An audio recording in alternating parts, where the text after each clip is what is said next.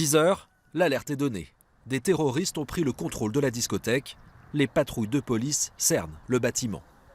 10h45, la BAC et la sûreté départementale, des unités dites de deuxième niveau, vont au contact et abattent un des terroristes. Enseignement du Bataclan, les pompiers portent désormais casque lourd et gilet pare-balles. Caresser un petit veau, succès est garanti auprès des enfants. Sous l'œil attentif de leur professeur, ils ont écouté les explications de l'agriculteur et surtout posé beaucoup de questions. Comment l'herbe vient dans leur estomac. Ça t'a intéressé ? Oui. Cette société installe parfois des milliers de mètres de toile PVC pour confiner ou protéger un chantier. Il en résulte de nombreuses chutes. Elles pourraient terminer leur vie à la poubelle. Djouzar Boudabaye a eu une idée lumineuse. Lancer une gamme de sacs confectionnés à partir de ces chutes.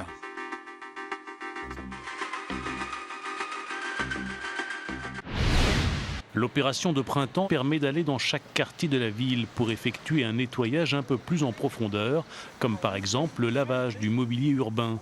La ville veut aussi sensibiliser ses habitants à la question de la propreté. On a des habitudes assez particulières, ce qui n'existe pas dans d'autres pays, de jeter les mégots par terre, d'ouvrir la fenêtre de la voiture. De mémoire d'ostréiculteur, on n'avait jamais vu ça. En une semaine, pas moins de 6 dauphins ont été retrouvés morts le long de la côte de Saint-Valahougue. 4 d'un coup, plus le lendemain un autre. Il n'y a rien pour se nourrir. Donc il doit y avoir, au niveau du comportement, quoi. On trouve ça vachement surprenant. Parce que même pour des gens là, qui travaillent avec nous, ça fait plus de 20 ans qu'ils sont là, ils ont jamais vu ça, quoi.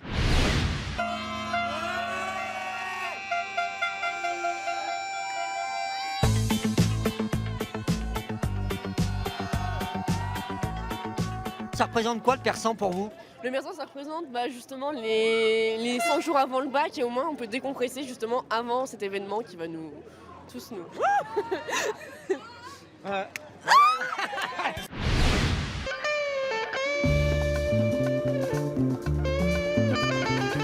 Ces jours de tempête sur la Touraine, mais pas de quoi faire plier le bestiaire coloré du sculpteur Rémou. Des animaux inspirés des origamis, pliage de papier japonais, souvenir des cocottes en papier de notre enfance. C'est une histoire de retrouvailles qui se joue sur la scène du TAP, le Théâtre Auditorium de Poitiers. Jean Rondeau, ce talentueux claveciniste, vient juste de sortir un album de musique baroque, un album enregistré ici même en septembre.